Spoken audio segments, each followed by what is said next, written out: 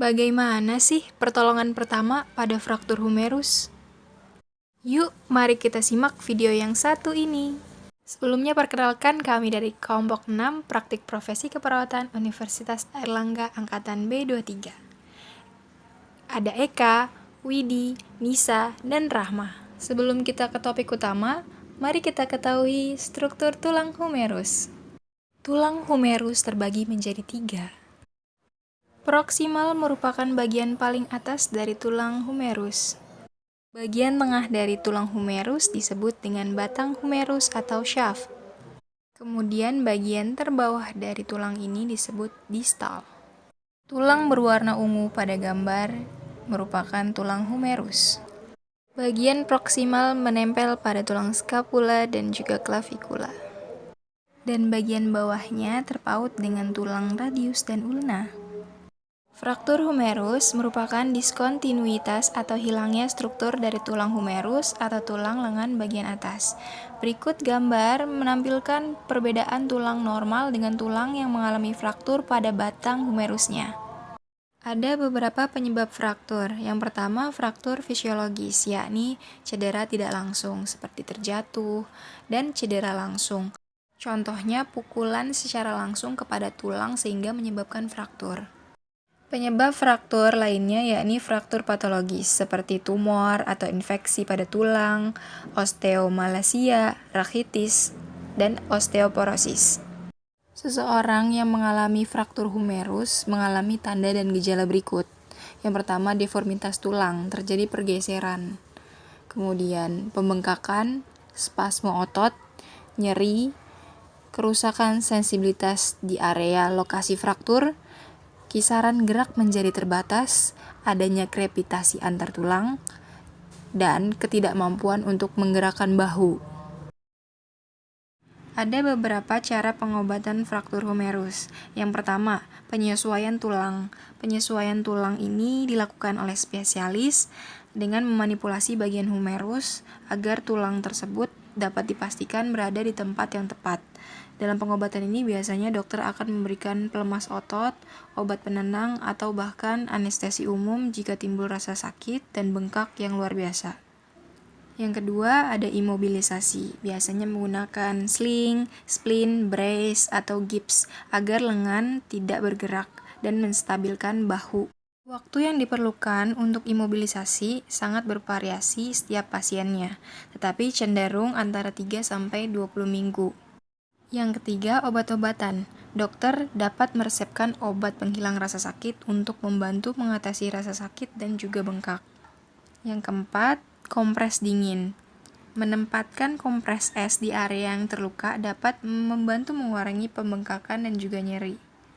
Yang kelima, terapi fisik. Terapi ini sangat penting untuk meminimalkan kekakuan lengan, bahu saat lengan masih dalam gips atau dalam gendongan.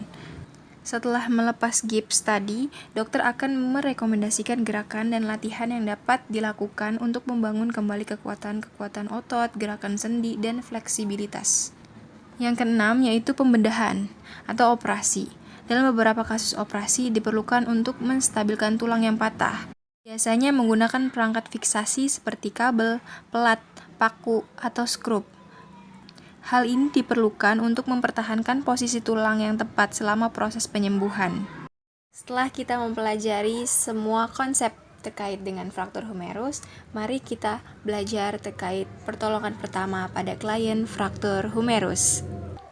Pertolongan pertama pada kecelakaan adalah bantuan pertama yang diberikan kepada orang yang cedera akibat kecelakaan dengan tujuan menyelamatkan nyawa, menghindari cedera, atau kondisi yang lebih parah dan mempercepat penyembuhan. Ekstremitas yang mengalami trauma seperti halnya fraktur humerus ini harus dimobilisasi dengan bidai.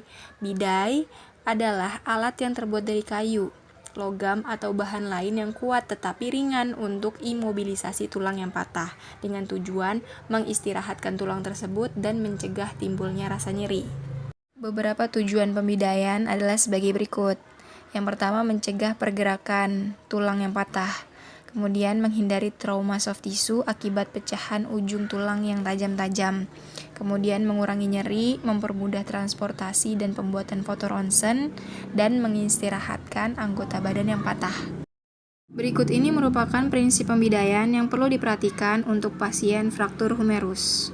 Pembidayaan melalui dua sendi di sebelah proksimal dan distal fraktur. Kemudian pakaian yang menutupi anggota cedera dilepas. Periksa adanya luka terbuka atau tanda-tanda patah dan dislokasi.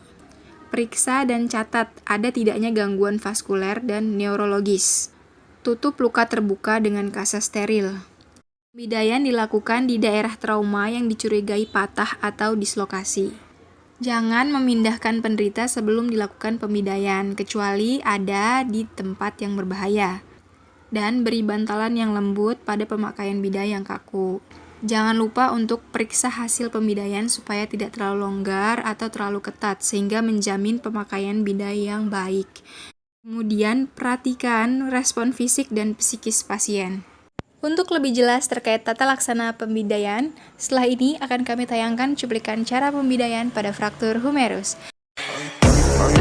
I know she like it for real. I'm a flyer like Aladdin on a pussy golden blessing. Why she did it? Cause she lying. What we do here is all discreet. If you ask me, I know nothing. She's just jumping on my dick. I know she like it cause she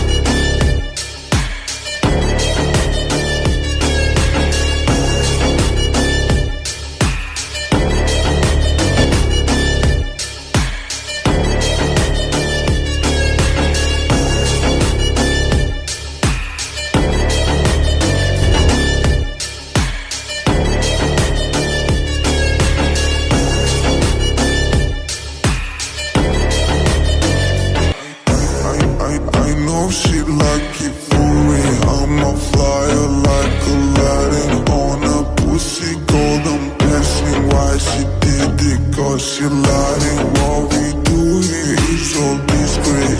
If you ask me, I know nothing. She's just jumping on my dick. I know she like it cause she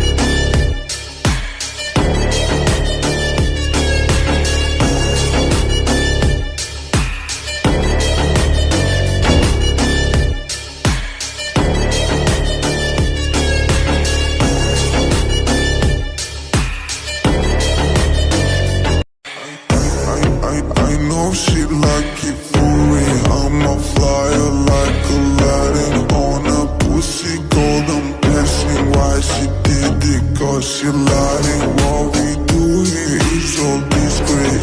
If you ask me, I know nothing. She's just jumping on my dick. I know she like it cause she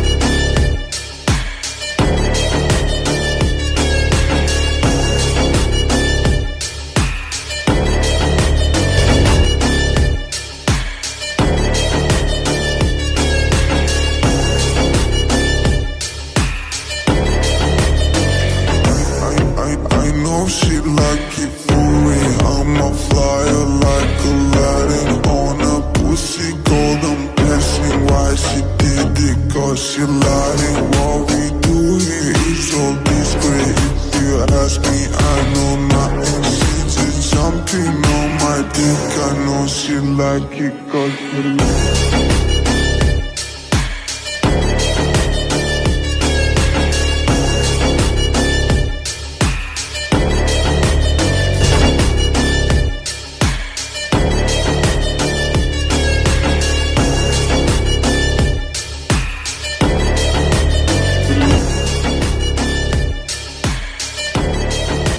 So, thank you for watching this video and see you on the next video. Bye bye!